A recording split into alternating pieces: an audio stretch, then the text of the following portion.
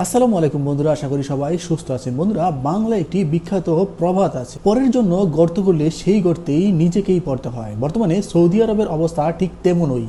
ইরানকে আটকানোর কোণঠাসা করা এবং ইরানের বিরুদ্ধে সামরিকভাবে জয়লাভ করা এসব নিশ্চিত করার জন্য ফিলিস্তিনের স্বাধীনতার সঙ্গে সরাসরি বেইমানি করা, নিজেদের প্রতিশ্রুতি থেকে সরে আসা, ইসরায়েলের সাথে সম্পর্ক স্বাভাবিক করা এবং $1 ট্রিলিয়ন যুক্তরাষ্ট্রকে দেয়া এই বড় ধরনের বাজি ধরে সৌদি আরব নিশ্চিত করতে চেয়েছিল যে তারা ইরানকে মোকাবিলার জন্য F-35 যুদ্ধবিমান হাতে পাবে এবং এতে তাদের শক্তি বৃদ্ধি পাবে। কিন্তু বাস্তবে হয়েছে উল্টো।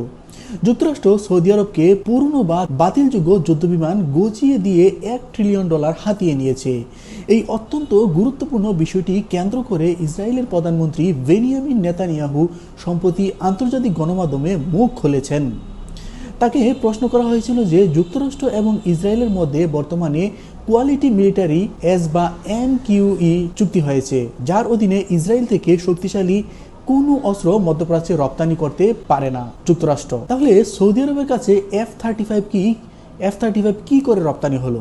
দেখুন, এই গুরুত্বপূর্ণ বিষয়টি নিয়ে আন্তর্জাতিক সংবাদ মাধ্যমে সূত্রে জানা গেছে যে নেতানিয়াহু কোনো রাগ ডাক না রেখেই তার বক্তব্যে বলেছেন, পঞ্চম প্রজন্মের যুদ্ধবিমানের নামে সৌদি আরব যা হাতে পেয়েছে তা কখনোই ইসরায়েলের হাতে থাকা F-35 এর মতো শক্তিশালী নয়।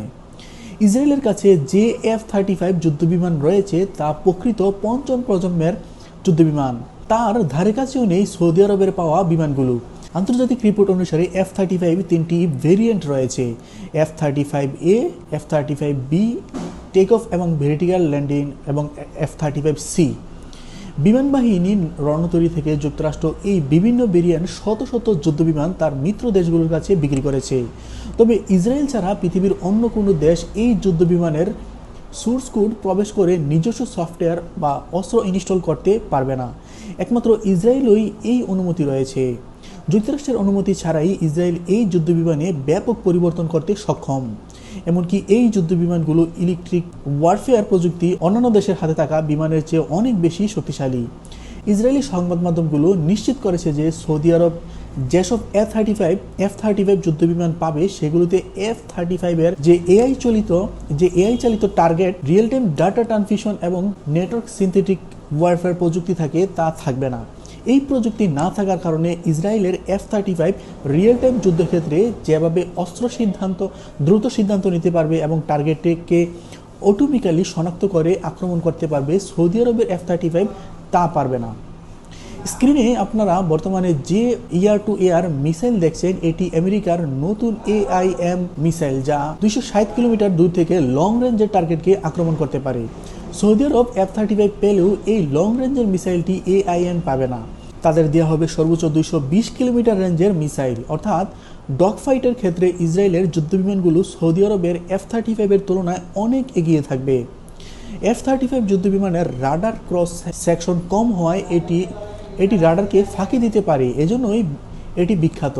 এই যুদ্ধবিমানগুলোতে অ্যাডভান্স ইবলিউ স্যুট সিস্টেম রয়েছে, যা radar jamming system, decoy system এবং কমিউনিকেশন ডিসপারশন সাপোর্ট করে। এগুলো ইসরায়েলের উন্নত অ্যাডভান্স ডিফেন্স সিস্টেম সক্ষমতাকে সাপোর্ট দেয়। সহজ ভাষায় বলতে গেলে F-35 একটি সিঙ্গেল ইঞ্জিনের যুদ্ধবিমান, যার থার্ড এবং অ্যান্টারনেটিক্যাল ডিজাইন শক্তিশালী ডগফাইটের জন্য যথেষ্ট ম্যানুভারেবল নয়। যখন শত্রুর আকাশ থেকে প্রতিরক্ষা ব্যবস্থা বা মিসাইল হামলা করবে, তখন সেখানে বাঁচার জন্য জেমিং সিস্টেমই একমাত্র ভরসা।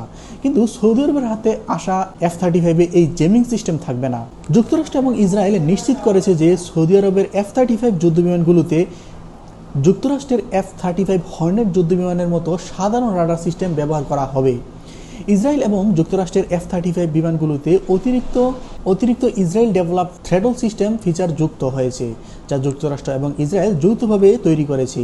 এই আধুনিক প্রযুক্তি সৌদি আরবের F-35 থাকবে না এবং ভবিষ্যতে আপগ্রেড করার কোনো সুযোগও তাদের দেয়া হবে না, এমন শর্ত পরিষ্কারভাবে লেখা হয়েছে।